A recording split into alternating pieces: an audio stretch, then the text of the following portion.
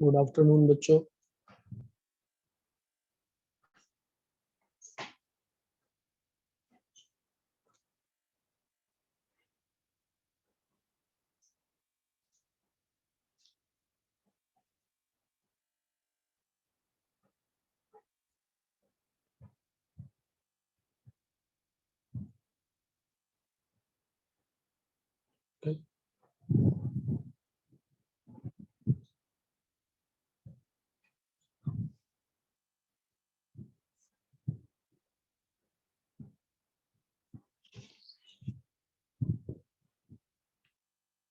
It's okay.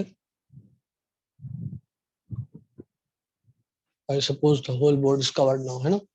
तो बेटा आज की क्लास अपन अब चालू करते हैं। कल हम लोगों ने आईसो टोप पढ़ लिया था, आईसो बार पढ़ लिया था, है ना। गुड आफ्टरनून बेटा। अब एक बात हमको समझनी पड़ेगी कि आइसोटोप क्लियर था और आइसो बार क्लियर था, है ना बेटा। और कल मैंने आपको 46 क्वेश्चंस दिए थे सॉल्व करने के लिए। आई होप सो सभी बच्चों ने वो क्वेश्चन ट्राई किए होंगे। और क्वेश्चंस ट्राई अपन को 100% करना ही करना है ना। उसमें अपन को कोई वो नहीं बरतना है कि अपन ने मतलब उन क्वेश्चंस को छोड़ दिया। जितना ज्यादा क्वेश्चन सॉल्व करोगे बेटा उतना ज्यादा आपको ज्ञान प्राप्त होगा, है ना।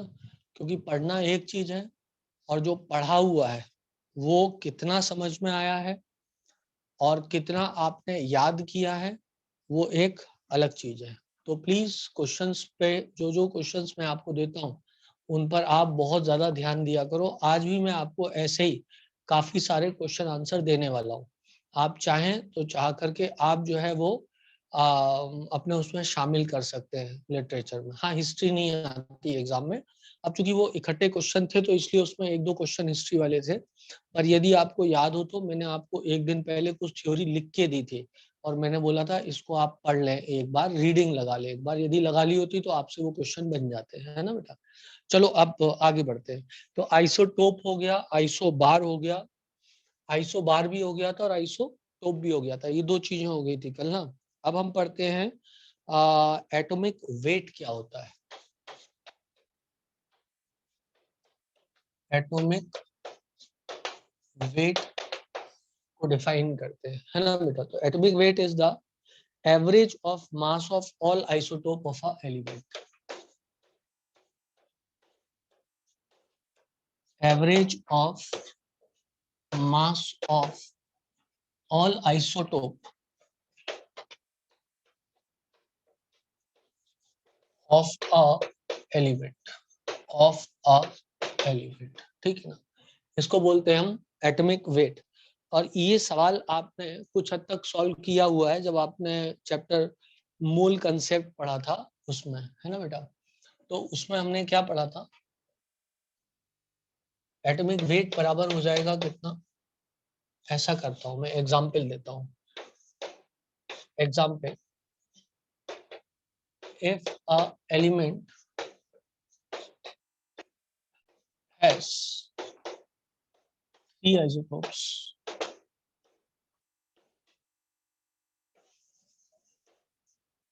having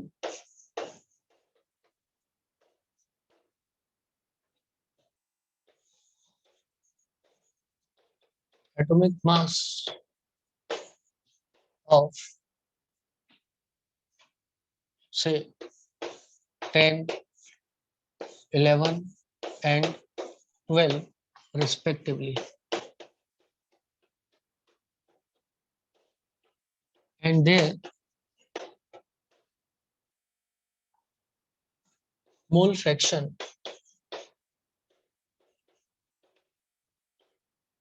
is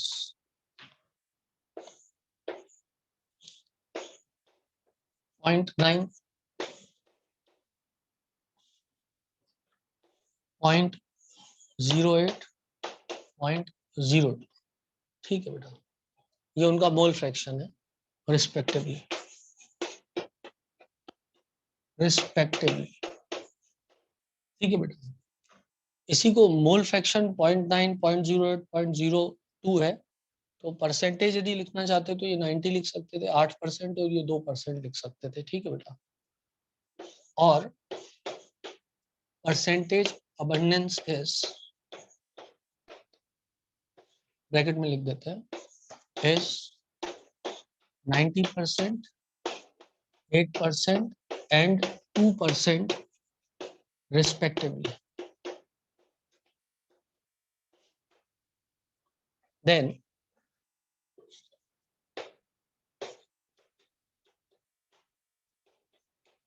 atomic weight will be equal to A1 into X1 plus A2 into X2 plus A3 into X3, where X1, X2 and X3 are mole fraction and A1, A2, A3 are different atomic mass. Correct है। एक और formula हो सकता है, atomic weight is equal to A1 Y1 plus A2 Y2 plus A3 Y3 divided by 100, where Y1, Y2 and Y3 is percentage abundance. Clear बेटा? Very important concept. क्या सबको समझ में आया कंसेप्ट? या आप मोल में भी पढ़ चुके हो, या आप मोल में भी पढ़ चुके हो? याद करो, बोलो बेटा, पढ़ा है कि नहीं पढ़ा है? पढ़ा हुआ है ना? बस इसको आप जल्दी से नोट करो, फिर अपन आंसर निकालेंगे कि क्वेश्चन का आंसर क्या है। पहले अपन फॉर्मूले पढ़ लें, उसके बाद आंसर निकालते हैं। Please do know that.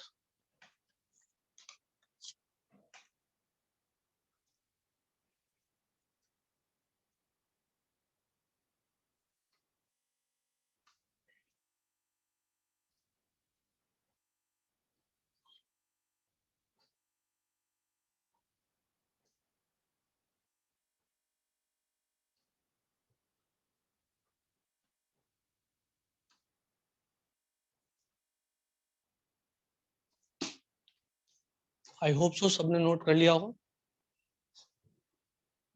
Note कर लिया? ठीक है बेटा। अब देखो, मॉड्यूल में एक फॉर्मूला है जिसमें उन्होंने क्या किया है, यहाँ पे डिवाइड बाई x1, x2 और x3 किया। मैंने नहीं किया डिवाइड, क्योंकि बेटा मोल फ्रैक्शन का सम हरदम 1 ही होता है। तो x1 plus x2 plus x3 जो है 1 आता है, तो मैं क्यों लिखता उसको?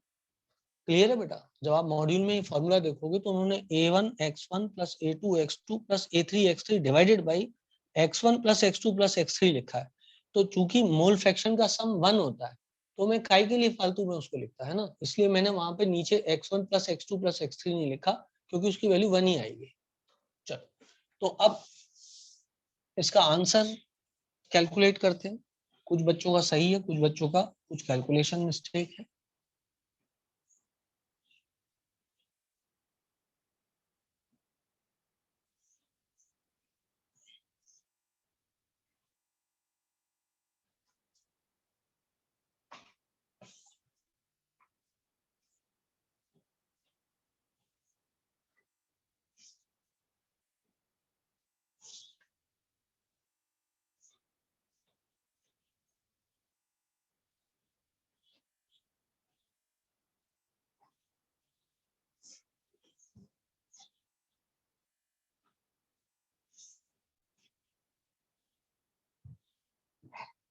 चलो बेटा, अब आगे बढ़ते हैं।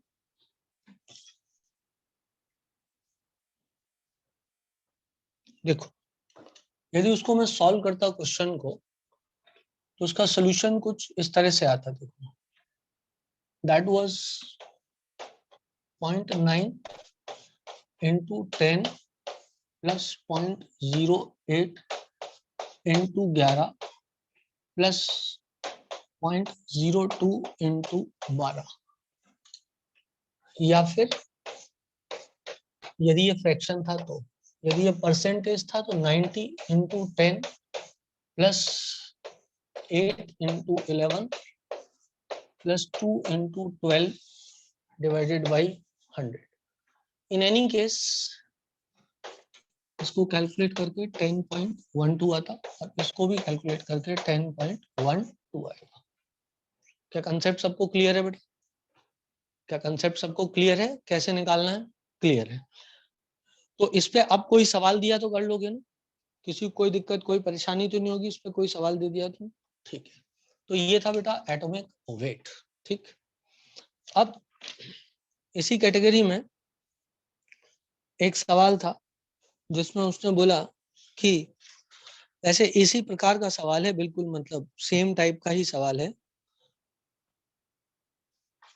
जैसे कि बोल दिया था mass of N isotope is 11, 12 and 13.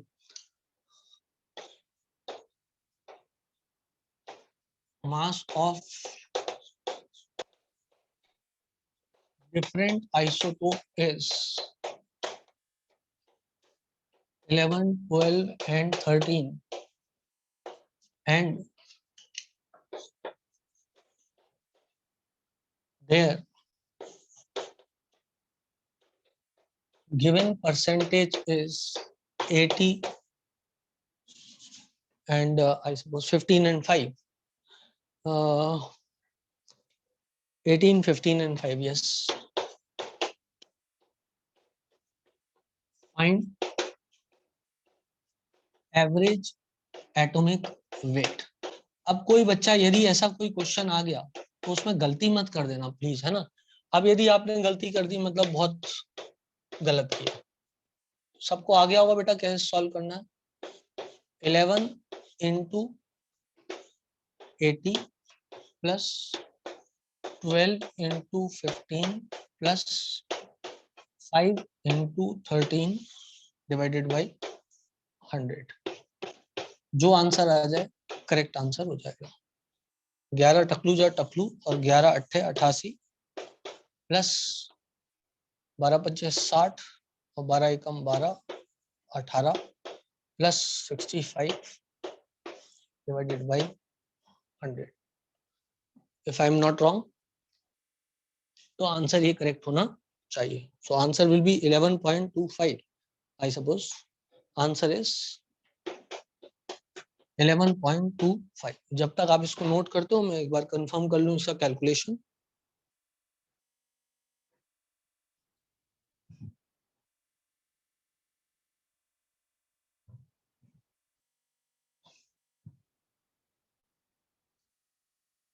Yes it is correct. 11.25 is the correct answer. ठीक है बच्चों. अब गलती मत करना. देखो 2 सवाल करवा दिए हैं, इसके बाद गलती की गुंजाइश नहीं होनी चाहिए.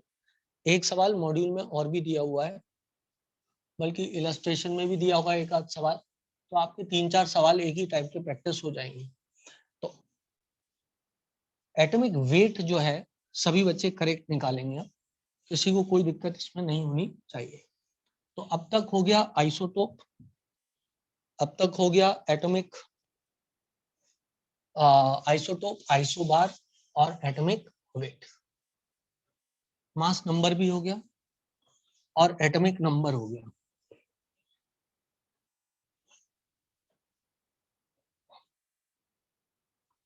अब शब्द आएगा, नया शब्द जो कि है आइसोडायफर. ISO DIAPHER. आइसोडायफर्स.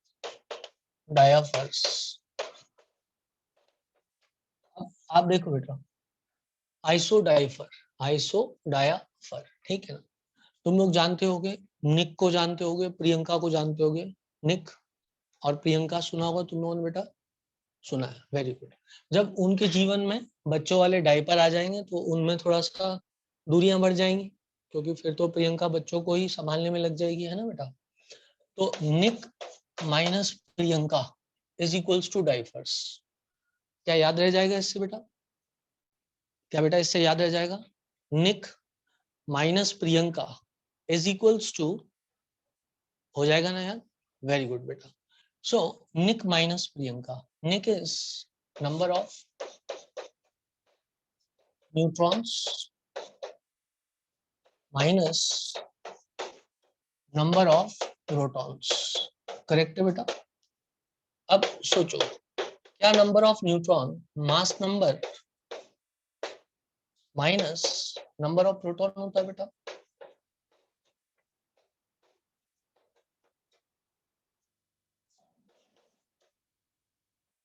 This is number of neutron minus number of proton. Correct है? तो क्या मैं यहाँ पर लिख सकता हूँ mass number minus 2 into number of proton. Correct है बेटा?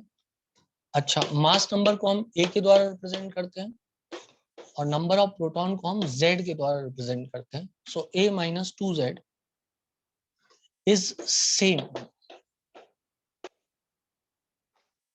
For 2 atoms to be called as isodiapher. क्या डेफिनेशन सबको क्लियर है बेटा? क्या सबको ये डेफिनेशन क्लियर हो गई है? ठीक है, तो ये सेम होना चाहिए, है ना बेटा? अब सोचो, क्वेश्चन दे देता हूं. एक एलिमेंट है A35 और इधर ले लेते हैं कितना 17 ले लेते हैं. इधर एक एलिमेंट ले लेते हैं A36 और यहाँ पर 18 ले लेते हैं. Find weather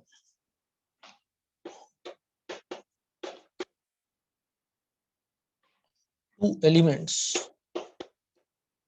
two atoms are isodiapher or not. क्या दो एटम आपस में आइसोडाइफर है या नहीं? बच्चों ने कहा है नहीं कहा है. तो let us check it out. 35 for them to be isodiapher a1 minus 2z1 should be equal to a2 minus 2z2. क्या सब लोग एग्रीड हैं इससे बेटा? क्या सब लोग इस बात से एग्रीड हैं? जल्दी हाँ ना बोलना पड़ेगा, है ना? तो अब हम इसको सॉल्व करेंगे. तो a1 की वैल्यू 35 है minus 2 into 17 and this comes out to be 1. जबकि ये वाली वैल्यू कितनी आएगी? 0 आ जाएगी. 36 18 ट्वाइस 36. ठीक है बेटा? तो द थिंग इज दैट ये 0 आएगा और ये 1 आ रहा है, so they are not equal. तो चूंकि ये दोनों इक्वल नहीं है, this is not equal to 36 minus 2 into 18.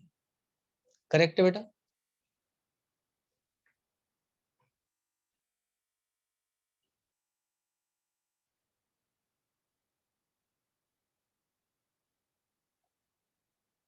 Video of था?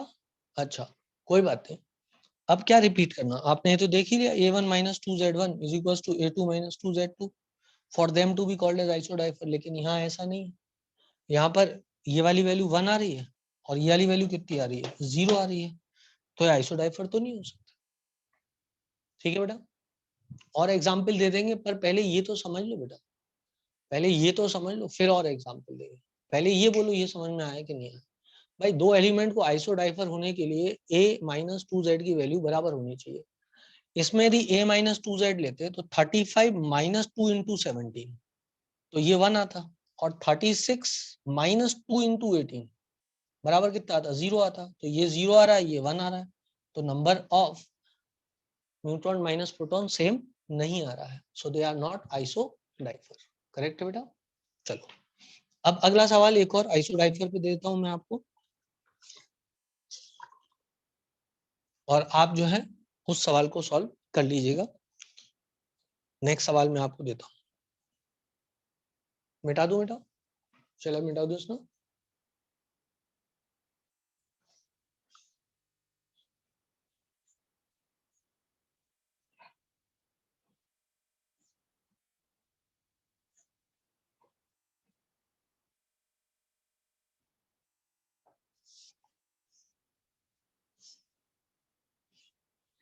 आइसोडाइफर होने के लिए क्या बात जरूरी है बेटा, जल्दी से रिवाइज कर लो। आइसोडाइफर होने के लिए जरूरी है A-2Z की वैल्यू बराबर होनी चाहिए, that is mass number -2 into atomic number, क्योंकि नंबर ऑफ प्रोटॉन बराबर एटॉमिक नंबर होता है बेटा।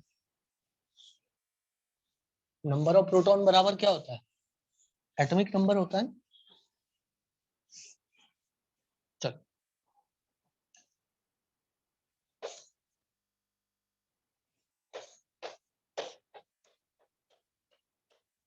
Suppose element A1225 is suppose a atom, element में बहुत सारे एटम आ जाते हैं ना। Suppose a atom A1225 is a isodimer is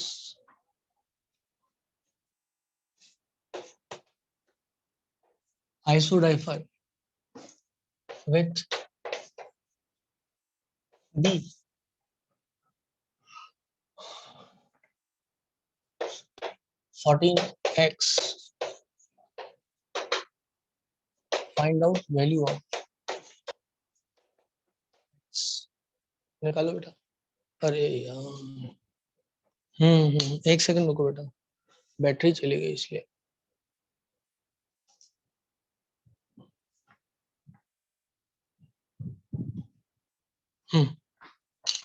अब वीडियो आ गया।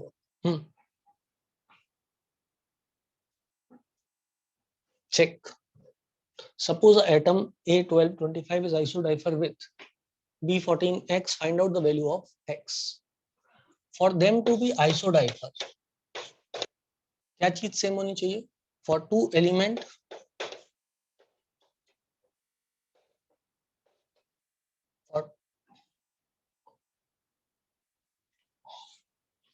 for two atoms to be isodimer, you need to have A minus 2Z equal to same. So A1 minus 2Z1 is equals to A2 minus 2Z2. So here A1 is 25 minus 2 into 12 is equal to A2, which is X minus 2 into 14. So this comes out to be 1 बराबर X minus 28. Therefore X is equals to 20. Correct है बेटा? सब लोगों ने सही किया था इसको बेटा, जल्दी आना बोलना पड़ेगा। सब लोगों ने सही किया था ना question? Okay, good, very good. चलो अब इसको नोट कर लो बेटा, इसको नोट कर लो, तो मैं आगे आपको ज्ञान देता हूं आप सबको, ठीक है? Okay, done. सबको बेटा वीडियो अच्छा आ रहा है ना बेटा? सबको वीडियो सही आ रहा है ना, क्लियर आ रहा है? Okay, good. चलो, तो कंसेप्ट तो बिल्कुल क्लियर हो गया होगा, है ना बेटा? इसलिए मैंने 3 सवाल करा दिया आपको आइसोडाइपर पे। हर कंसेप्ट में बताता हूँ, उस पर कुछ सवाल करा देता हूँ आपको। इसके बाद हर मेहनती बच्चा जो जरा सा भी मेहनत कर रहा है, उसको कंसेप्ट क्लियर हो जाना चाहिए, है ना बेटा? पहले डेफिनेशन बताया बहुत क्लियरली, उसके बाद में आपको सवाल भी करा दिया बहुत क्लियरली।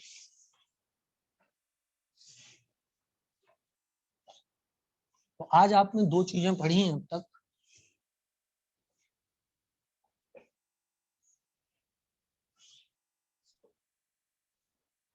एक पढ़ा है एटॉमिक वेट और एक पढ़ा आपने आइसोडाइफर।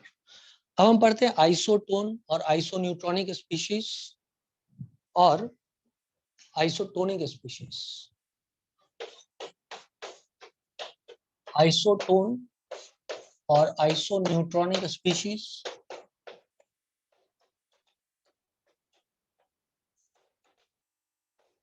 और आइसोटोनिक स्पीशीज। ठीक, आइसोटोन बस। तो इसके लिए फॉर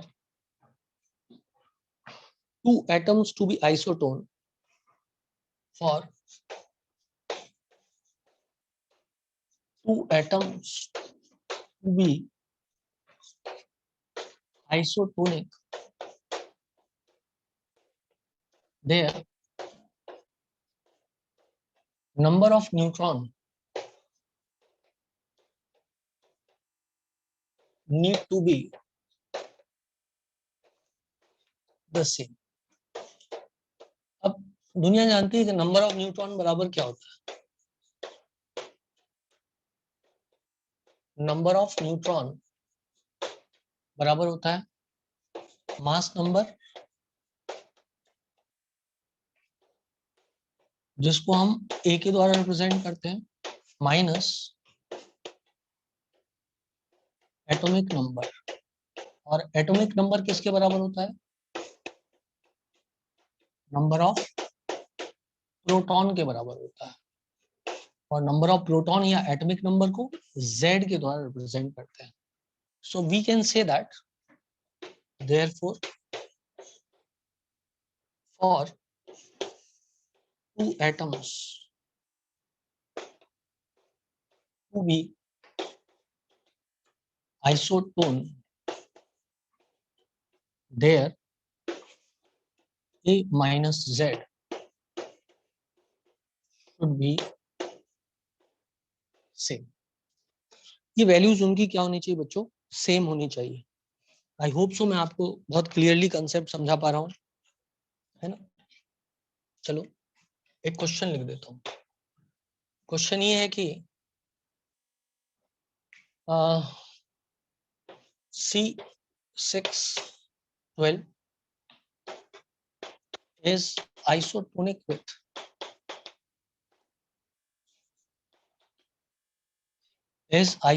with N14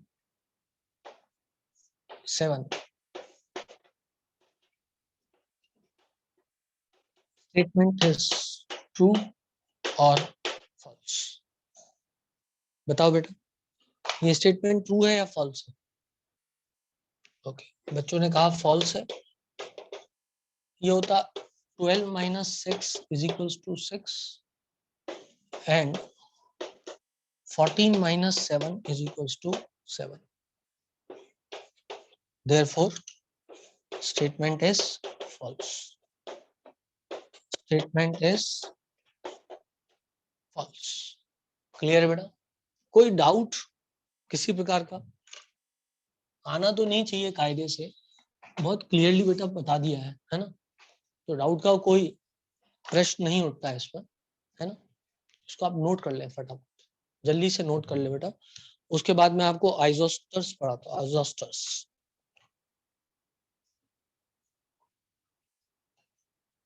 ठीक है ना।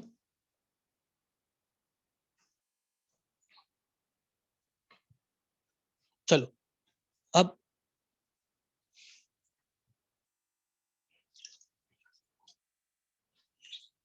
एक आध एग्जाम्पल आइसोटोन का और दे देता हूँ। वैसे तो सिंपल प्लस माइनस है, जरूरत ही नहीं।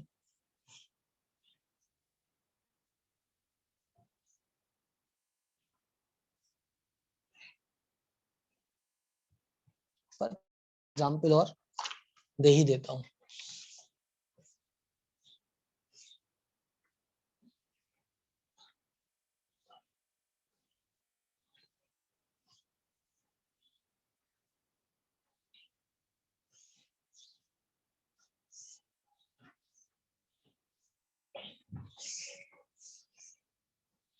एक बात याद रखना बेटा, ये सब एटम के एग्जाम्पल है। आइसोस्टर नहीं, आइसोडाइफर, आइसोटोनिक स्पीशीज, सब एटम के एग्जाम्पल है ना।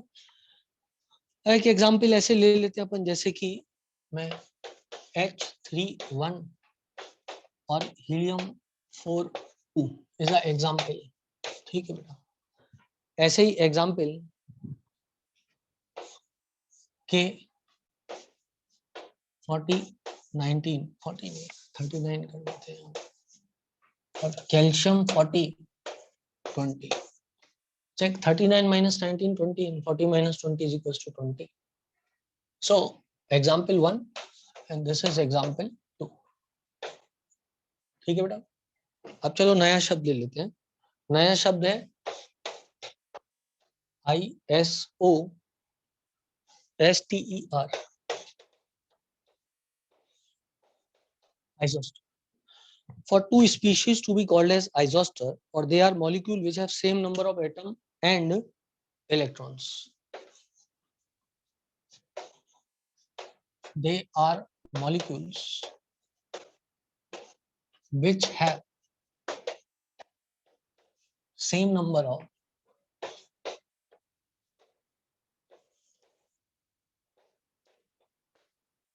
atoms and electrons. दोनों चीजें जरूरी है. एटम भी बराबर होने चाहिए और इलेक्ट्रॉन्स भी बराबर होने चाहिए, है ना, for them to be called as isostere. तो जैसे कि एग्जाम्पल दें, एग्जाम्पल ले लेते हैं CO2 एंड N2O. तो इसमें देखा जाए तो number of atoms, number of electrons. अब इसमें नंबर ऑफ एटम्स कितने होंगे बेटा? CO2 में 3, N2O में 3. तो इधर लिख देता हूँ एग्जाम्पल 1 CO2 एंड N2, और इधर लिख देता हूँ, नहीं उधर ही लिखे वो सही है.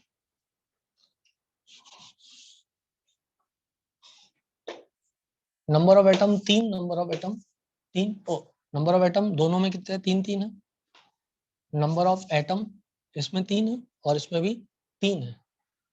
और नंबर ऑफ इलेक्ट्रॉन यदि देखे जाए, ये कुछ सुंदर तरीके से नहीं बना रहा हूं मैं, सुंदर तरीके से ऐसे बोलना चाहिए, number of atom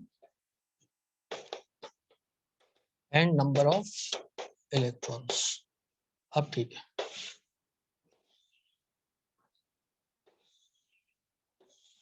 number of atom यहाँ पे 3 और यहाँ पर भी 3. नंबर ऑफ इलेक्ट्रॉन 6 प्लस 8 दूनी 16, 16 और 6 22. फिर ये 7 2 टाइम्स प्लस 8, 14 प्लस 8 भी 22 ही होता है. So this is example of isoster. Isoster के लिए क्या जरूरी है? नंबर ऑफ एटम भी सेम होने चाहिए और नंबर ऑफ इलेक्ट्रॉन भी सेम होना चाहिए. अब देखना आप, मैं एक और एग्जांपल लिखता हूं, आप बताना. एग्जांपल है, इधर लिख देता हूं नंबर ऑफ एटम्स और यहाँ लिख देता हूं नंबर ऑफ इलेक्ट्रॉन्स. आपको काउंट करना है. दो एग्जांपल लिख रहा हूं, C6H6 और B3N3H6. Now find out number of atom and number of electrons. यदि दोनों सेम हुए तो आइसोस्टर होगा. एक चीज सेम हुई तो आइसोस्टर नहीं होगा. दोनों चीजें सेम होनी चाहिए. ये एग्जांपल सबको पल्ले पड़ गया बेटा? हाँ ना बोलना पड़ेगा. ये वाला एग्जांपल सबको पल्ले पड़ गया है?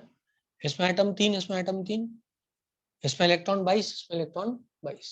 ठीक. ऑक्सीजन में 8 होते बेटा, है ना.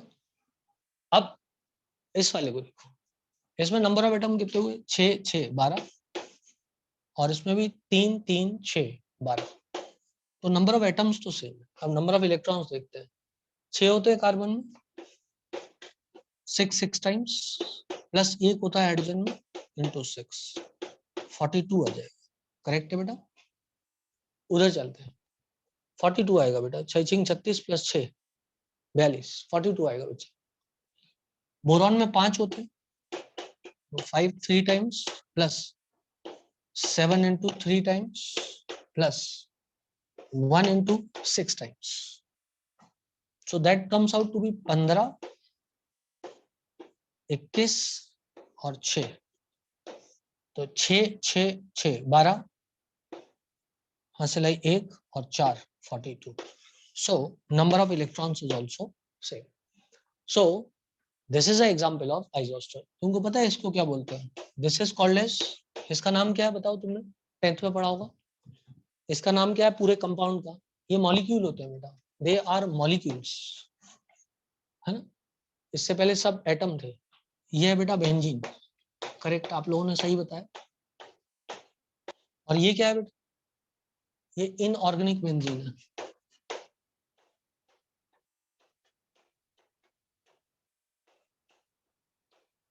ठीक है, इनऑर्गेनिक बेंजीन है. तो अब याद रखना बेटा, इसको इनऑर्गेनिक बेंजीन बोलते हैं, B3N3H6 को. चैप्टर रिडॉक्स में दोबारा आएगा ये, और उसके बाद में पी ब्लॉक में आएगा. ठीक है बेटा, नोट इट डाउन, जल्दी से नोट करो, जल्दी से नोट करो. जो जो सिखा रहा हूँ बहुत क्लियरली सिखा रहा हूँ, एकदम बढ़िया बढ़िया एग्जाम्पल्स के साथ बता रहा हूँ. ध्यान अपना इधर ही रखें और जल्दी जल्दी पढ़ते रहें. अच्छा, रिवीजन जब भी किया करो बेटा तो 1.75 स्पीड पे किया करो. टाइम भी कम लगता है और नींद भी नहीं आती है. क्योंकि लाइव क्लास में तो ठीक है, लेकिन इसको जब रिकॉर्डिंग में देखोगे तो आप सो जाओगे, है ना बेटा. तो रिकॉर्डिंग 1.75 पे ही देखना चाहिए. नोट्स तो आपको मिल ही जाते हैं सबसे पहले. जिन बच्चों की क्लास कभी छूट गई हो, बीमारी, कोई सर्दी खांसी हो गया हो, कुछ और हो गया हो, है ना बेटा, तो कोई भी बीमारी हुई हो, अपनी क्लास छूटी, डिस्टरबेंस हुआ, तो उसको रिवाइज करने के लिए सबसे पहले नोट्स ग्रुप पे पढ़े रहते हैं. नोट्स को देख लो, पढ़ लो. उसके बाद रिकॉर्डेड लेक्चर को नोट्स साथ रख करके पढ़ना चालू करो. पहले बल्कि नोट्स बना लो, उसके बाद में आप रिकॉर्डेड लेक्चर को देखना चालू करो नोट्स को साथ में रख के. और कुछ ऐड करना है तो फिर नोट्स में ऐड कर लो. ठीक है, चलो आगे बढ़ते हैं, जल्दी जल्दी आगे बढ़ते हैं. आज अपना कौन सा लेक्चर है बेटा? चौथा लेक्चर है आज.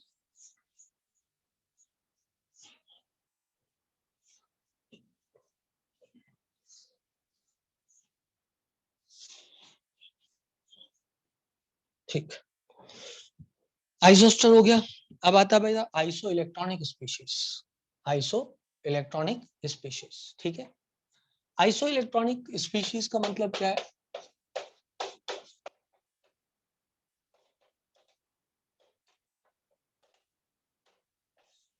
When number of electrons are same in two species. When number of electrons is same in two given species.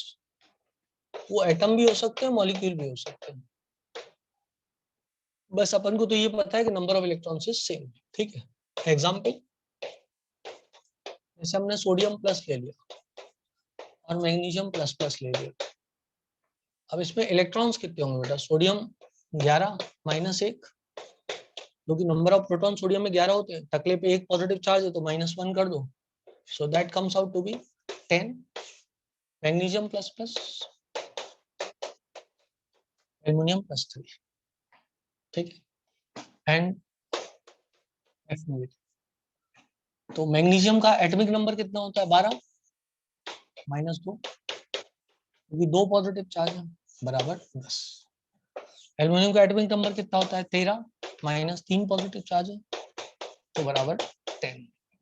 Fluorine का एटॉमिक नंबर कितना होता है? 9. अब +1 आएगा, क्योंकि नेगेटिव चार्ज है तो एक्स्ट्रा इलेक्ट्रॉन आएगा, तो बराबर 10. और एक एग्जांपल ले लेते हैं, नियॉन. नियॉन तो न्यूट्रल है तो 10 ही रहेगा. Therefore all are iso electronic. जितने भी तुम्हें दिखाई दे रहे हैं सब क्या है? आइसो इलेक्ट्रॉनिक है. क्या सबको चमक गया बेटा? आना बोलना पड़ेगा. और एग्जाम्पल भरूं क्या? इसके साथ आइसो इलेक्ट्रॉनिक और क्या क्या हो सकता है? O नेगेटिव नेगेटिव हो सकता है, N3 नेगेटिव हो सकता है. और O नेगेटिव नेगेटिव को देखा जाए तो इसके पास कितना होगा? 8 + 2. इसको देखा जाए तो 7 + 3 बराबर 10. तो all given examples are isoelectronic example. If BH3 plus ammonia combined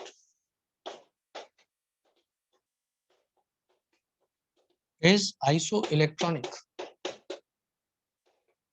with BH3 plus ammonia combined is isoelectronic with, यदि एग्जाम्पल्स हम देखें तो किसके साथ में ये आइसोइलेक्ट्रॉनिक हो सकता है? Let me check whether I have this question. वैसे तो मैं मन से ही बना दूंगा, इसमें कोई रॉकेट साइंस नहीं है, मतलब ऐसा, लेकिन मैं सोच रहा था यदि क्वेश्चन मैंने पढ़ा था ये एग्जैक्टली मुझे मिल जाए तो ज्यादा अच्छा रहे. Yes, is isoelectronic with A B2H6, B C2H6, C C2H4 and D CO2. हाँ बेटा, आयुषी, बबीता, छाया, डॉली, कौन है आंसर? सबसे पहले ये कंबाइंड है आइसोइलेक्ट्रॉनिक, तो इनका संख्या निकालो. BH3 प्लस अमोनिया, कितने इलेक्ट्रॉन हुए इसके पास? 5 plus 3 plus 7 plus 3, 10 plus 18, 10 plus 8 कितना हो गया? 18. अब 18 किसके पास है? कार्बन के पास कितना है? 12 और 6 18. Bombay is the answer. Correct है बेटा? क्या सब लोग को समझ में आ गया? किसी को कोई दिक्कत, कोई परेशानी बेटा नहीं है? चलो बहुत बढ़िया, मुबारक हो आप सबको. अब मैं इसको मिटा देता हूँ, ठीक है ना?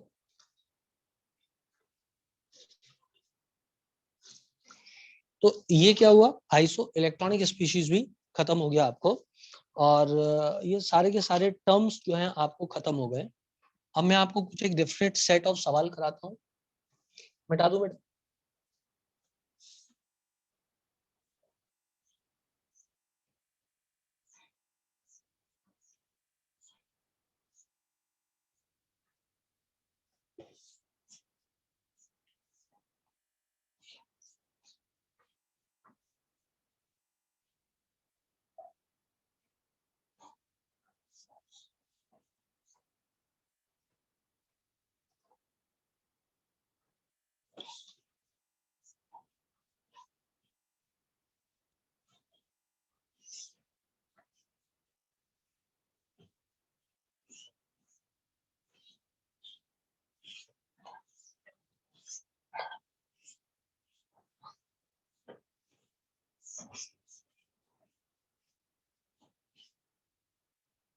ठीक है बेटा,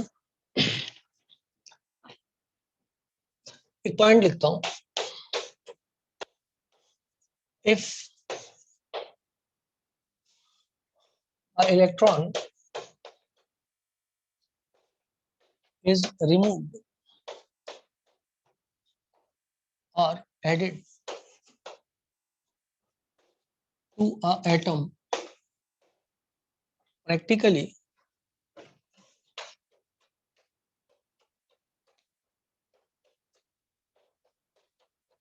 atomic mass remains same. क्योंकि जो प्रोटॉन का मास होता है ना बेटा, जो प्रोटॉन का मास होता है वो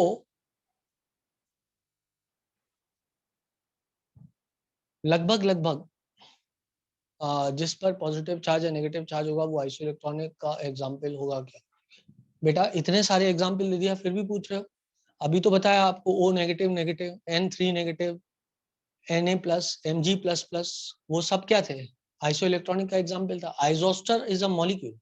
आइसोस्टर में नंबर ऑफ एटम भी सेम होना चाहिए,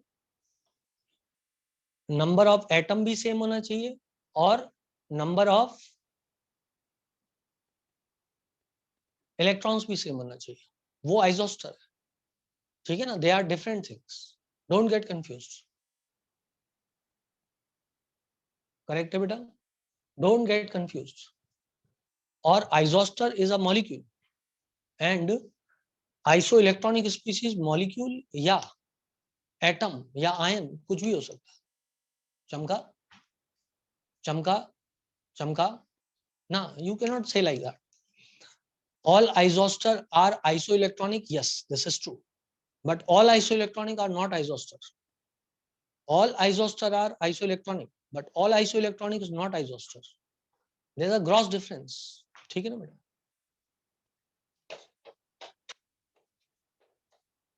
All isoster are, let me check.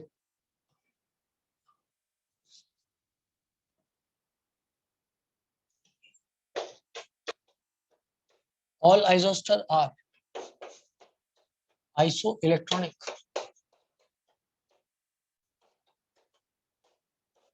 but all isoelectronic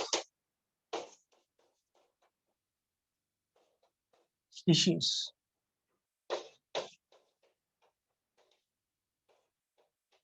are not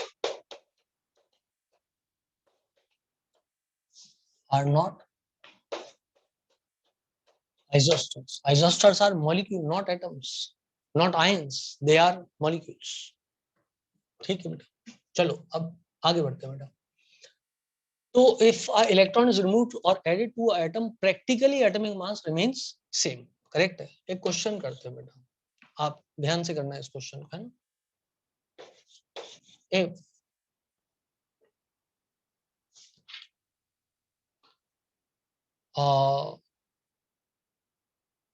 number of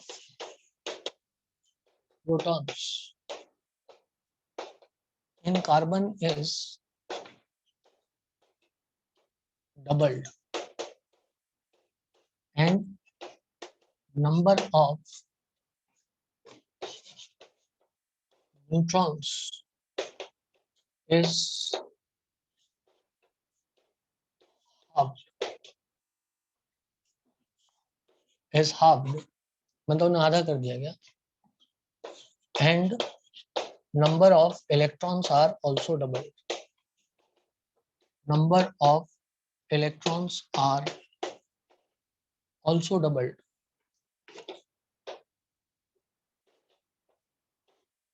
Find out percentage change in mass.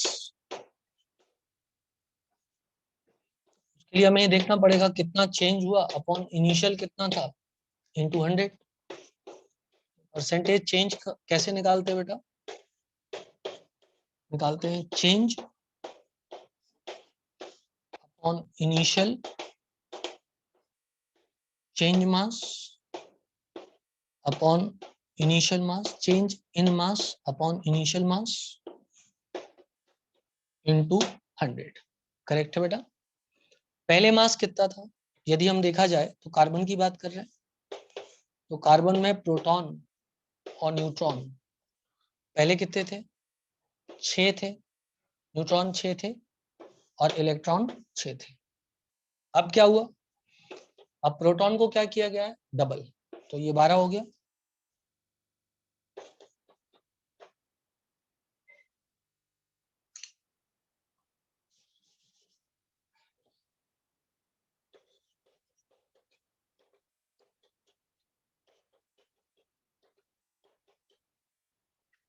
और ये 3 हो गया और ये 12 हो गया. पर मैंने आपसे क्या बोला है, किसके मास को नहीं कंसीडर करना है? इसके मास का चेंज कोई फर्क नहीं पड़ेगा. इसको काट दो. क्या चमका सबको? जल्दी बोलो, हाँ ना बोलो. चमका. इलेक्ट्रॉन्स को कैंसिल कर दो क्योंकि उसके मास पे कोई फर्क नहीं पड़ेगा. मतलब इसके मास के चेंज करने से एटम के मास पे कोई फर्क नहीं पड़ता क्योंकि इसका मास 1837 टाइम छोटा होता है. तो उसको काट दिया करो. तो पहले मास कितना था? 12 था. और अब मास कितना है? इनका सम 15. तो चेंज इन मास कितना हुआ? 15 minus 12 divided by initial 12 into 100. ठीक है बेटा? पहले मास कितना था? 12. इलेक्ट्रॉन का मास पहले भी कंसीडर नहीं करना था, अब भी कंसीडर नहीं करना. और ये कितना था? 15. करेक्ट है बेटा? तो 12 और ये 15, फाइनल 15, इनिशियल 12. तो चेंज कितना हुआ? 12 माइनस 15, अपॉन इनिशियल मास 12, जो भी आ जाए answer. This is equal to 3/12 मतलब 4 मतलब 25%। क्या ये क्वेश्चन सब बच्चों को आ गया है बेटा? गलती तो नहीं करोगे ना? गलती तो नहीं करोगे ना? Don't tell me how 3, don't know 15 - 12 is 3। Change final minus initial, क्या कर रहे हो यार? चेंज इन मास क्या हुआ? Final minus initial. इनिशियल कितना था? 12 था। फाइनल कितना था? 15 था। इलेक्ट्रॉन का मास कंसीडर नहीं करना क्योंकि नेग्लिजिबल होता है। हो गया बेटा? आ गया? चलो एक सवाल और करवा देते हैं, जल्दी करो, जल्दी करो।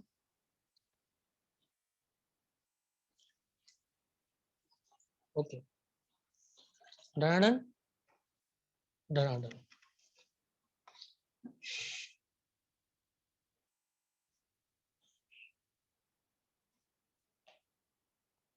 ठीक है,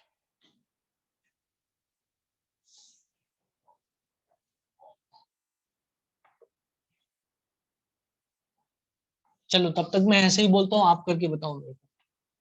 if the mass, if the number of neutron is doubled, number of neutron is doubled, proton remains same, electron is halved in case of carbon, what will be the percentage change?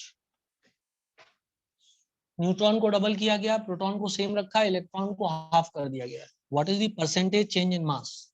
चलो calculate करो जब तक मैं इसको मिटा रहा हूँ, सुखा रहा हूँ।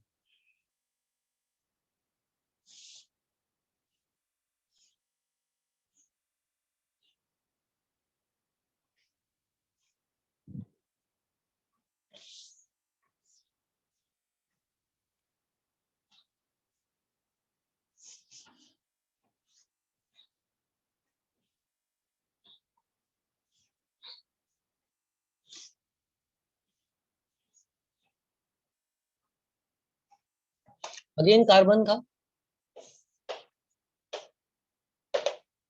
Proton, neutron, electron. पहले प्रोटॉन 6 थे, न्यूट्रॉन 6 थे, इलेक्ट्रॉन 6 थे इनिशियली। फाइनली कितना कर दिया गया? प्रोटॉन को कर दिया गया, इसको कर दिया गया 12, इसको 6 का 6 ही रखा, और इसको 3 कर दिया गया, लेकिन इसको तो कंसीडर ही नहीं करना। ठीक है, इसको तो कंसीडर ही नहीं करना। एक्चुअली ये नंबर होता है, मास नहीं होता है, मैं तुमको बताऊं exactly.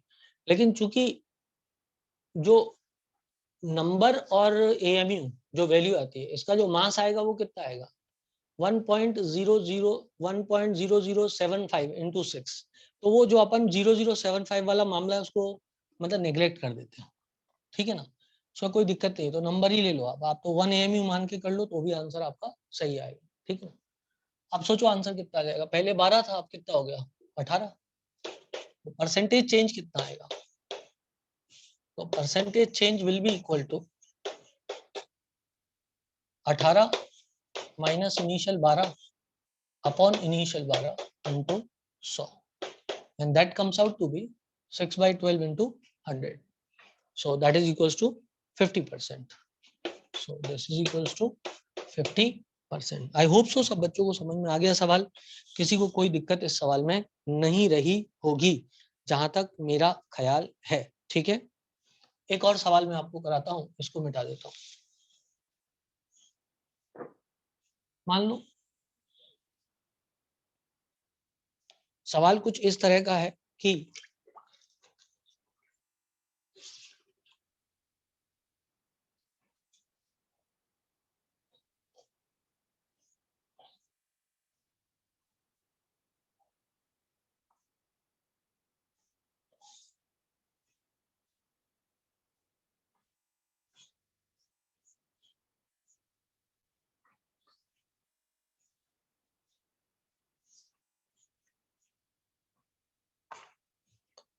if number of proton in x plus 2 is 16, then number of electron in x plus 2 is, if number of proton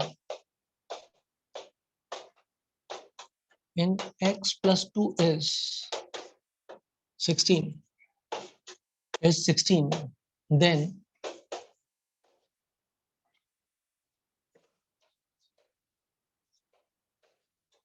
number of electrons in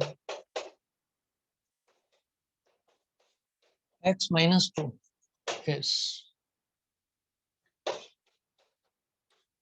let me see how many of you can do this question correctly.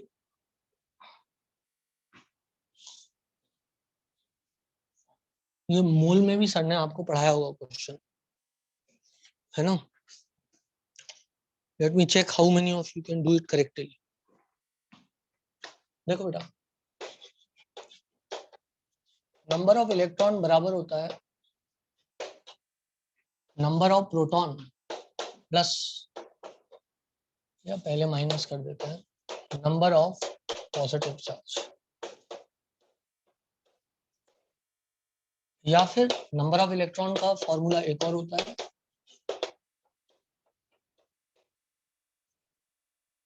that is Z plus number of negative charge.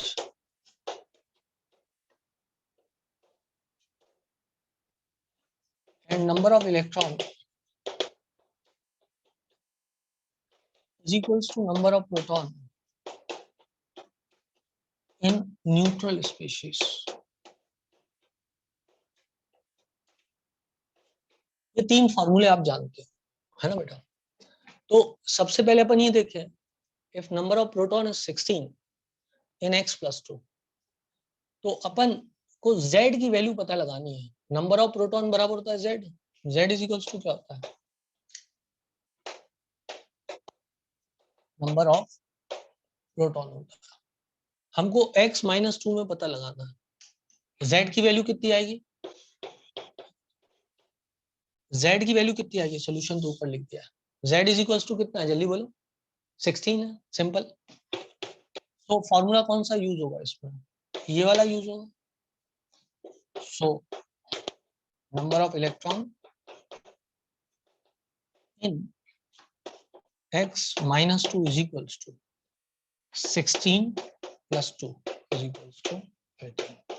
क्या सबको समझ में आ गया सवाल? एकदम simple सरल सवाल था, बस आपको ये कंसेप्ट पता होना चाहिए। मोल में पढ़ाया होगा सर ने आपको, है ना? नंबर ऑफ इलेक्ट्रॉन बराबर कितना होता है? नंबर ऑफ इलेक्ट्रॉन बराबर number of proton minus number of positive charge, number of proton plus number of positive charge.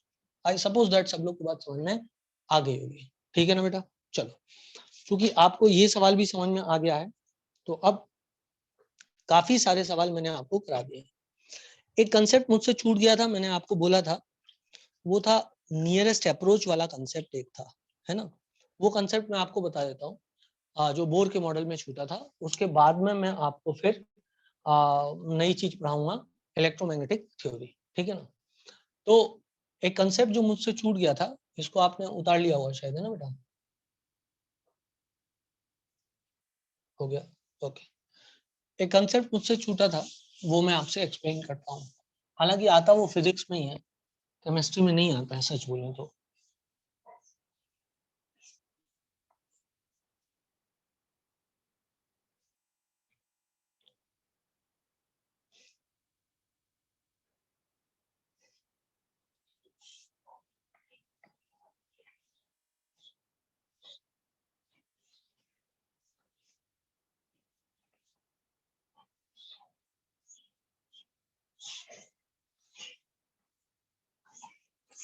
और कुछ बुक्स जब आप सॉल्व करोगे तो हो सकता है आपको वो मिल जाए। Concept of distance of nearest approach, ये क्या कंसेप्ट है? Concept of distance of nearest approach. आपको याद होगा कि ये एक एटम था, गोल्ड फॉइल लिया था उसने, याद है? एंड ये भी कहते हैं कि रदरफोर्ड वाज क्वाइट लकी कि उसने गोल्ड फॉइल लिया, क्योंकि उसका न्यूक्लियस भारी था, इसलिए अल्फा पार्टिकल रिपेल हो गया। यदि न्यूक्लियस भारी नहीं होता, हल्का होता, तो अल्फा पार्टिकल रिपेल नहीं होता उस तरीके से, है ना? अरे बोर अभी कहाँ से हो जाएगा, अभी बहुत टाइम है। तो खैर, जब यहाँ से अल्फा पार्टिकल आता है बेटा, तो अल्फा पार्टिकल पे कौन सा चार्ज होता है, कोई बताएगा? पॉजिटिव चार्ज होता है। हीलियम प्लस प्लस, न्यूक्लियस पे कौन सा चार्ज होता है? पॉजिटिव चार्ज होता है। तो क्या दो पॉजिटिव चार्ज आपस में एक दूसरे को रिपेल करते हैं बेटा? रिपेल करते हैं। तो जब अल्फा पार्टिकल इसकी ओर अप्रोच करेगा तो उसके पास कुछ काइनेटिक एनर्जी होगी, ठीक है ना। लेकिन दो पॉजिटिव चार्ज आपस में एक दूसरे को रिपेल करते हैं, और रिपल्शन और अट्रैक्शन की जो एनर्जी होती है वो पोटेंशियल एनर्जी होती है, ठीक है ना बेटा? ठीक है ना बच्चे? तो जिस समय काइनेटिक एनर्जी पोटेंशियल एनर्जी के बराबर हो जाएगी, मतलब काइनेटिक एनर्जी के कारण वो इसके पास आ रहा है और पोटेंशियल एनर्जी के कारण वो रिपेल हो रहा है, जिस समय ये दो एनर्जीज बराबर हो जाएंगी उस डिस्टेंस पे अल्फा पार्टिकल रुक जाएगा। बोलो हाउ, बोलो हाउ। एक रिपेल कर रहा है, एक रिपेल कर रहा है और एक अट्रैक्शन कर रहा है। ऐसा हमारे साथ होता है ना, कोई हमको अट्रैक्शन कर रहा है, कोई हमको अपनी ओर बुला रहा है, कोई बहुत सुंदर हीरोइन है, वो आपको अपनी ओर बुला रही है, मतलब कोई छोरे को, कोई भी वॉलंटियर कर सकता है लड़का, उसको बुला रही है, आजा आजा आजा आजा, तो वो लपक वहां भागता हुआ जाएगा। बोलो हो, बोलो हो। भागता हो जाएगा कि नहीं जाएगा? भागता हो जाएगा कि नहीं जाएगा? जाएगा। लेकिन पीछे से उसकी मम्मी भी बुला रही है उसको, पीछे से उसकी मम्मी भी उसको बुला रही है और वो रिपेल कर रही है, या माँ जो है वो हीरोइन के बगल में खड़ी हुई बच्चे को अपने आंख दिखा रही है, क्योंकि वो नहीं चाहती कि मेरा बच्चा जो है नीट के एग्जाम से भटक जाए। तो वो भागता हुआ जा रहा है हीरोइन की तरफ, तो भागता हुआ जाएगा अपनी काइनेटिक एनर्जी से हीरोइन की तरफ, लेकिन माँ की भी आंखें बड़ी होती जा रही है धीरे धीरे, तो माँ रिपेल कर रही है। तो एक डिस्टेंस होगी जिसपे जैसे ही वो देखेगा आयला, अब तो क्या कहते हैं, जितनी मोहब्बत है उतनी नफरत हो गई, तो वो उस डिस्टेंस पर रुक जाएगा। वो उस डिस्टेंस पे क्या होगा? रुक जाएगा। माँ जो है वो गुस्सा इजहार कर रही है, हीरोइन प्यार इजहार कर रही है, और मोहित आकर के रुक गया एक जगह पे। तो वो जगह होगी जहां पे रिपल्सिव फोर्सेस और अट्रैक्टिव फोर्सेस बराबर हो जाएंगे। बोलो हो, बोलो हो। आया ना समझ में? आया ना समझ में? So that is the distance, उससे अपन डिस्टेंस कैलकुलेट कर सकते हैं। अच्छा, since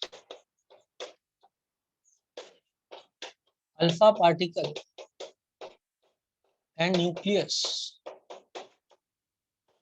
has same charge, alpha particle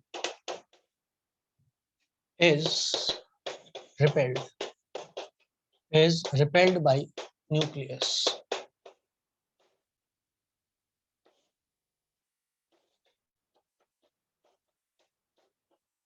Repulsion shows repulsion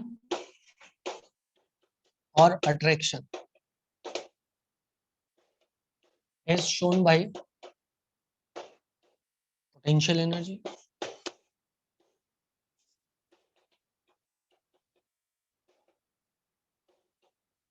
अब यहाँ अट्रैक्शन तो है नहीं, यहाँ repulsion. So alpha particle will stop at a distance at which kinetic energy is equals to potential energy.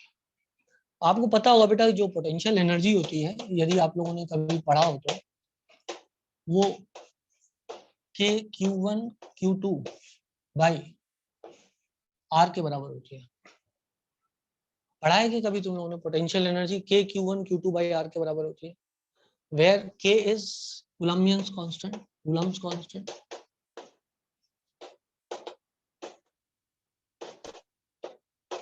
Q1 and Q2 are charges and R is distance between the two charges.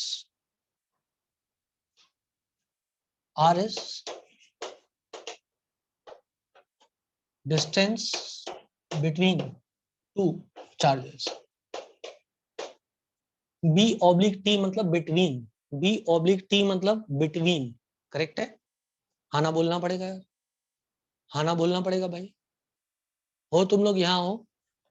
Potential energy के Q1 Q2 by are होती है। दो charges के बीच की जो potential energy होती है वो के Q1 Q2 बाई आर होती है, जहाँ पे के कूलम्स कांस्टेंट होता है, Q1 चार्ज होता है, Q2 भी चार्ज होता है, upon R is distance between the two charges. किसी ना किसी क्लास में ही आपने पढ़ा होगा, 8th 9th 10th में कहीं ना कहीं आया होगा।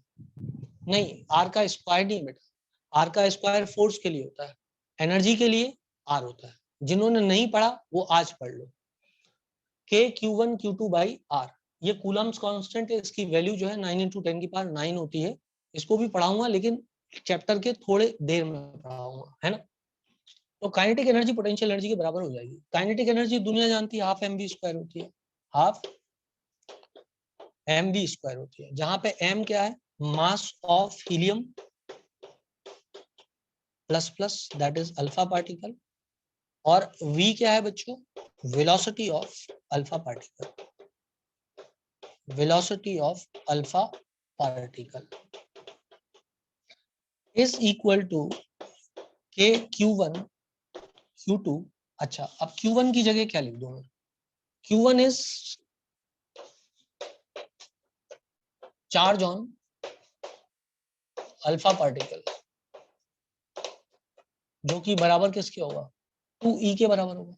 बोलो हो, क्योंकि 2 × 1.6 × 10⁻19 2e के बराबर हो जाएगा। e बराबर होता है 1.6 × 10⁻19, और Q2 बराबर क्या है, चार्ज ऑन न्यूक्लियस, और न्यूक्लियस पे चार्ज किसके बराबर होता है पता है, Ze के बराबर होता है। जहां पे Z क्या है, नंबर ऑफ प्रोटॉन, जहां पर Z क्या है, इधर लिख देता हूं, नंबर ऑफ प्रोटॉन। करेक्ट है। जो बच्चे सुंदर हैंडराइटिंग में नोट्स बनाते हैं वो इसको अच्छा सुंदर सुंदर बनाएंगे, है ना। अलग से लिख लेंगे, मेरे पास बोर्ड पे इतनी जगह नहीं थी तो मैंने बीच में ही कचरा कर दिया है।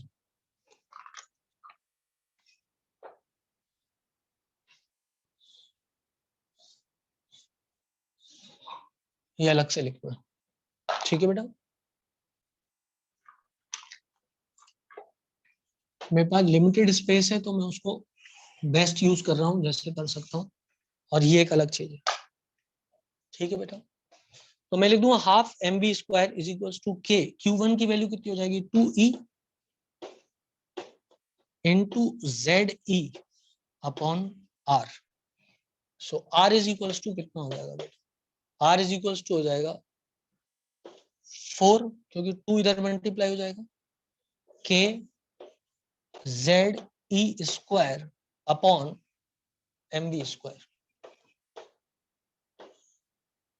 सबके फुल फॉर्म लिखे हैं, सबके शॉर्ट फॉर्म लिखे।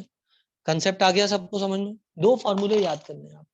काइनेटिक एनर्जी का फॉर्मूला आपको पहले से याद है, हाफ mv² होता है। पोटेंशियल एनर्जी का फॉर्मूला आपको याद करना है, के Q1 Q2 बाई आर होता है। ये आगे भी काम आएगा, इसलिए याद कर लेने में कोई बुराई नहीं है। बोलो बेटा, कर लोगे याद। अच्छा, आज वैदेही भेज देगी नोट्स, ठीक है, वैदेही आज नोट्स भेज देगी, ठीक है बेटा। चलो ओके, थैंक यू वैदेही बेटा। आप सब लोग बेटा पार्टिसिपेट कर रहे हो ना, जो मैं क्वेश्चंस दे रहा हूं उसमें, है ना। प्लीज सभी लोग पार्टिसिपेट करते रहे, है ना बच्चों, आपको बहुत फायदा हुआ, बहुत फायदा हुआ, ठीक है ना। आप में से जो जो बच्चे के बड़े भाई बहन मुझसे पढ़े हुए हैं उनको बात पता है कि मैं बहुत मेहनत करता हूँ बच्चों के साथ में, परंतु मुझे वही बच्चे ज्यादा सूट करते हैं जो बच्चे खुद भी मेहनती होते हैं। किसी भी टीचर को वही बच्चे सूट करते हैं जो बच्चे खुद बहुत मेहनती होते हैं। समझ रहे बेटा बात को। तो प्लीज आप जो है देखो, मैंने बिल्कुल जो आपको कल क्वेश्चन दिए थे बिल्कुल एनसीईआरटी बेस्ड क्वेश्चन दिए थे, बिल्कुल एनसीईआरटी बेस्ड क्वेश्चन मैंने आपको दिए थे, है ना बेटा। तो अभी जैसे जैसे मेरी तबीयत ठीक होती जाएगी यू विल महसूस करो दैट कि मैं बहुत ज्यादा मेहनत करता हूँ पढ़ाने में, पर मुझे भी पसंद है कि मेरे को मेहनती बच्चे मिले पढ़ाने के लिए, है ना। तो इसलिए जो है हम कोशिश यही करते हैं कि हम दोनों मिलके मेहनत करें और बेस्ट रिजल्ट जो है अपने लिए एक्सट्रैक्ट करें। तो कल जैसे 46 क्वेश्चन दिए थे और उसमें से 2-3 क्वेश्चन के आंसर एकदम गलत थे, एक भी ऑप्शन सही नहीं था। जिन बच्चों ने सॉल्व कर लिए होंगे उनको अच्छा लगा होगा, उनको लगा होगा कि हाँ यार थोड़ा पढ़ना हमारा काम आ रहा है। आज भी मैं आपको 40-45 क्वेश्चन विद आंसर्स देने वाला हूँ, तो आप यदि पढ़ लोगे तो आपको एक बहुत बढ़िया फील आएगी कि हाँ यार आनंद आ रहा है पढ़ने में, मजा आ रहा है ना बेटा। आपको कोई रेफरेंस की बेटा जरूरत नहीं है जब तक मैं अभी आपको पढ़ा रहा हूँ, और आप सिर्फ एनसीईआरटी रेफरेंस रखें और मॉड्यूल रेफरेंस रखें। और यदि आपका पढ़ाई का स्तर बहुत अच्छा है, मान लो आपको एक भी डाउट नहीं आ रहे हैं या बहुत बहुत कम डाउट आ रहे हैं मॉड्यूल और एनसीईआरटी में, तो आप एन अवस्थी सॉल्व कर सकते हो, चाहो तो मेडिकल की सॉल्व कर लो, जेई की सॉल्व कर लो, उससे कोई फर्क नहीं पड़ता। मैं जो पढ़ाऊंगा उससे सारा का सारा बन जाएगा। मैं रिकमेंड करता हूँ मेडिकल की सॉल्व करो, नहीं तो क्या होगा उसमें कुछ सेक्शन ऐसे आएंगे जो टाइप ऑफ क्वेश्चन जो आप सॉल्व करोगे वो मेडिकल में आते नहीं है। तो आप हो सकता है आप ज्यादा मेहनत कर जाओ और उतना ज्यादा आए नहीं एग्जाम में। तो यदि आप कोई एक बुक सॉल्व करना चाहते हो तो आई विल से दैट आप एन अवस्थी सॉल्व कर सकते हो, that is a good book. ठीक है बेटा, और भी किताबें जो बहुत अच्छी किताबें हैं, लेकिन क्या है नंबर ऑफ क्वेश्चंस बहुत ज्यादा है बेटा वहां पे। और जो बच्चा मीडियोकर है पढ़ने में, मतलब जिससे बहुत ज्यादा चीजें नहीं झेलती है ना बेटा, जितना मैं पढ़ा रहा हूँ सिर्फ उतना पढ़ ले बेटा, एग्जाम 100% निकल जाएगा। और इसका मैं आपको सबूत दूंगा। 2 महीने बाद एग्जाम होगा, जब एग्जाम का पेपर आएगा और यूट्यूब पे मेरे वीडियो लेक्चर्स पड़े रहेंगे तब तक, शॉर्ट वाले, शॉर्ट वाले, लॉन्ग वाले नहीं, शॉर्ट वाले, जो मैंने 2-2 लेक्चर में, 3-3 लेक्चर में पूरे पूरे चैप्टर खत्म कराए हैं। मैच कर लेना उस समय बेटा कि क्या पेपर फंसा कि नहीं फंसा। तो you will get this answer कि यार जब मैं किसी चीज के लिए 20 लेक्चर पढ़ा रहा हूँ और वही चीज मैंने 3 लेक्चर में पढ़ाई है, 4 लेक्चर में पढ़ाई, फिर भी पूरा पेपर फंस गया, तो इसका मतलब आप सिर्फ नोट्स भी पढ़ लो तो आपका भला हो जाएगा। ठीक है ना बेटा, ऐसा है। और जो बच्चे अच्छा पढ़ रहे हैं वो मॉड्यूल भी करो, एनसीईआरटी भी करो, और यदि 2 किताबें सॉल्व हो जाए तो मैंने आपको एक किताब का और नाम बता दिया है। ठीक है ना, चलो बेटा, ये था concept of distance of nearest approach. Physics में ये चीज और थोड़ा सा डिटेल में आती है, लेकिन उसके लिए आपको उस लेवल का फिजिक्स जब पढ़ लोगे पूरा 11-12, तब जाकर के वो क्वेश्चन आप सॉल्व करेंगे, है ना। यदि आप लीडर बैच में होते तो मैं उस लेवल, उस फिजिक्स को भी आपको सॉल्व करा देता, है ना बेटा, वो भी दिक्कत नहीं थी कभी भी।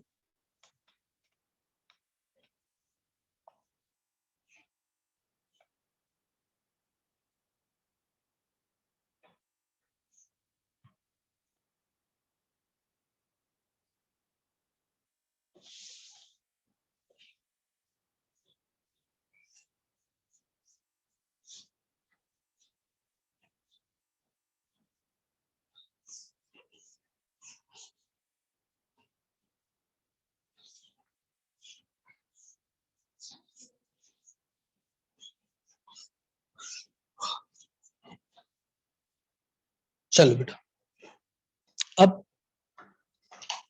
और कहानी आगे बढ़ाते हैं। एक चीज और छूटी हुई है जो है डिस्कवरी ऑफ न्यूट्रॉन।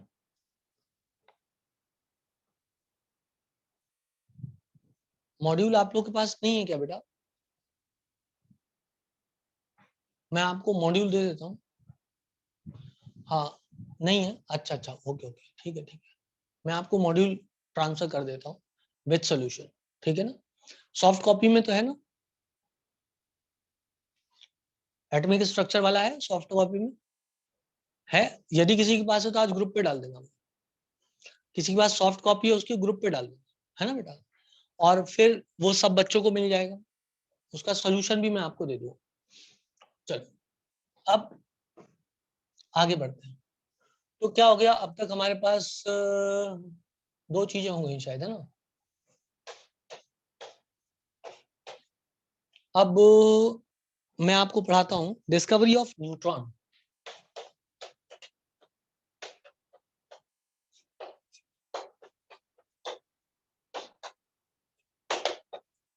एक सज्जन थे, उनका नाम था Chadwick.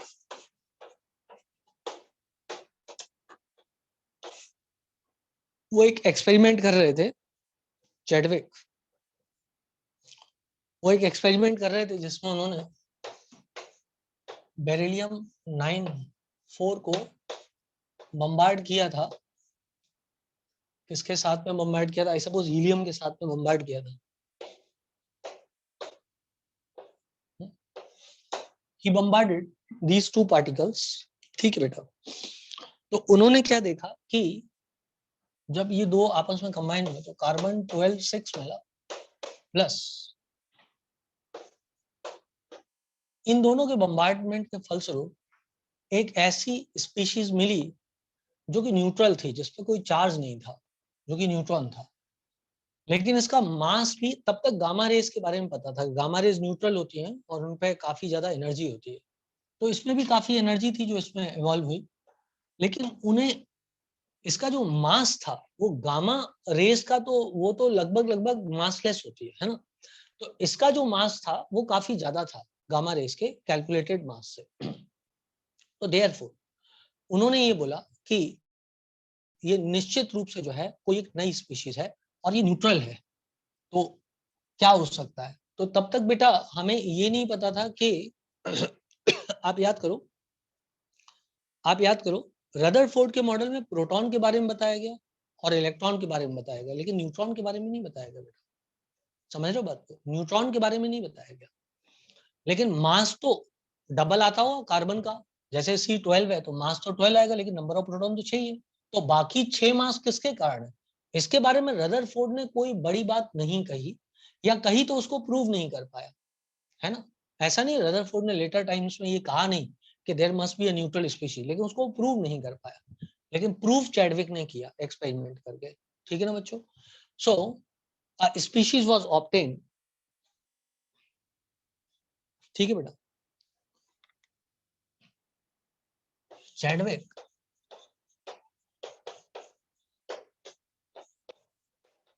obtained a radiation which was not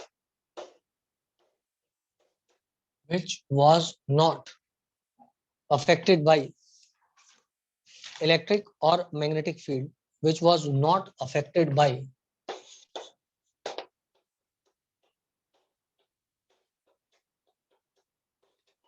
electric or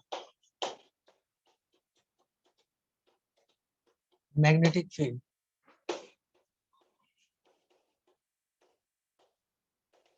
and certainly its mass was much more than mass of gamma rays. Therefore, a new species which was neutral was reported, and it was called as neutron.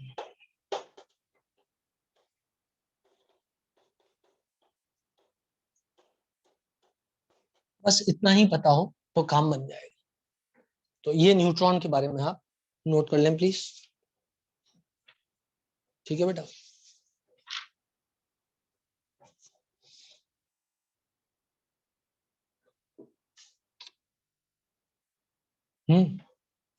ये बात note कर लो।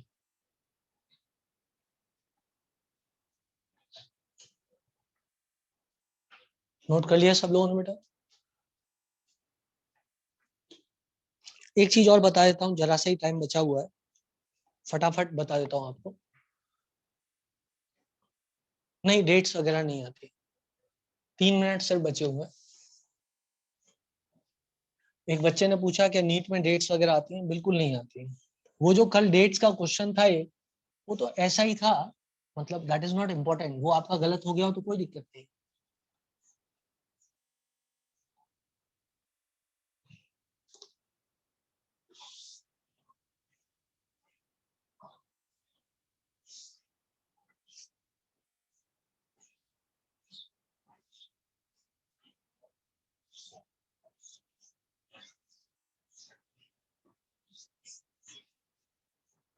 बेटा एक सज्जन थे जिनका नाम था रोटेंजन, तो उन्होंने एक्सरेज की डिस्कवरी की थी।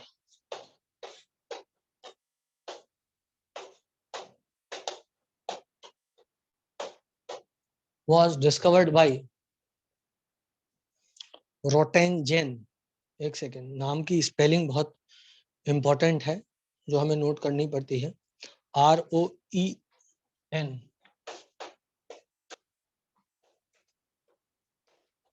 Something like this. कुछ गड़बड़ तो कर दी है मैंने। रो एंड जेन, रो एंड जेन, दिस इज द नेम। ठीक है ना। इन्होंने किया क्या था वो बात कर लेते हैं अपन। तो इन्होंने क्या किया था कि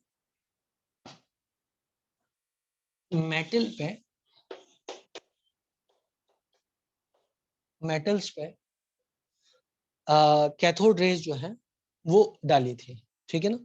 मेटल की सरफेस पे इन्होंने क्या किया था, कैथोड रे डाली थी, या फिर दे डिस्चार्ज ट्यूब में इन्होंने एनोड पे कोलाइड किया था। एनोड भी मेटल या मेटलॉइड के ही बने होते हैं, तो इन्होंने कैथोड रेज यहाँ पे इम्पैक्ट करी थी, ठीक है। And they saw radiation is coming out, और एक रेडिएशन इन्होंने नोट किया, that was neutral towards electric and magnetic field. तो इन्होंने उस रेडिएशन का नाम क्या बोला था, एक्सरे बोला था। इन्होंने क्या किया, कैथोड यहाँ पर मारा मेटल की सरफेस पे, और इसको एंटी कैथोड भी बोल देते हैं, ठीक है। तो जब वो इधर कैथोड रेज आई, और कैथोड रेज जब इधर आकर के स्ट्राइक करी, तो a radiation was emitted. When cathode ray strikes metal, a radiation which was not affected by electric और मैग्नेटिक फील्ड, क्योंकि टाइम हो गया है तो मैं इसको जल्दी लिख दूं, was evolved. These rays were termed as X-rays, ठीक है बेटा। EM रेज आएंगे 12th क्लास में फिजिक्स में, तब आप इसको बहुत डिटेल में पढ़ोगे। आज के लिए इतना काफी है बेटा, है ना। Not affected by, they were not affected by electric and magnetic field, है ना बेटा, ऐसा है। तो इतना ही आपको जानकारी इसमें हो तो काफी है, और कल मैं आपको थोड़ा और इसके डिटेल्स बताऊंगा, एक मॉसले का एक्सपेरिमेंट बताऊंगा, और फिर हम जो है वो इलेक्ट्रोमैग्नेटिक थ्योरी थोड़ा सा पढ़ेंगे। आज के लिए विराम लेते हैं बेटा, स्वस्थ रहें, मस्त रहें, अपना ध्यान रखें, अपने परिवार का ध्यान रखें। बाय बच्चों। आज का पूरा समझ में आया आप लोगों को बेटा, आज का पूरा समझ में आया, ठीक है बेटा, ओके, बाय बाय बच्चों।